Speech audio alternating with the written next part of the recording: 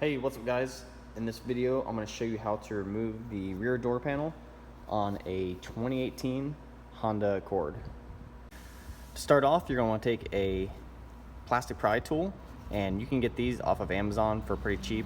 I'll put a link in the description below where you can get these. But what you're going to do is take it and you're going to pry between the window control unit and the armrest portion. Just stick it between there and then pry up on the window control unit, starting in the back and working forward. And then on the back side, there's two wiring plugs. Just push on the tabs and pull out.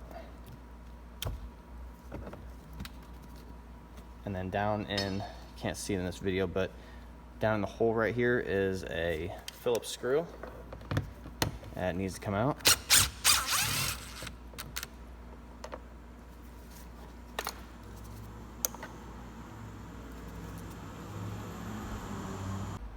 Next, take your plastic pry tool again, and we're going to pry out this corner cap.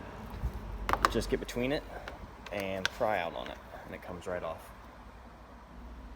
And then take the curved end of your plastic pry tool, and you're going to use that as leverage when you're prying against the top here to pull out the top of the door panel.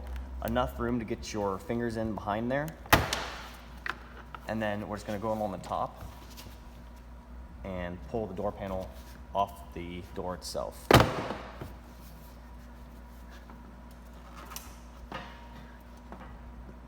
And then you're just going to work your way down the sides,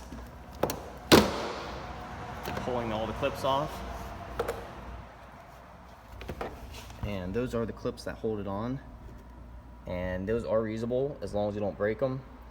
Most of the time they don't break, but if they do, you can also get those on Amazon, and I'll link to those in the description below also where you can get those. But that's it guys. Door panel's off. Thanks for watching.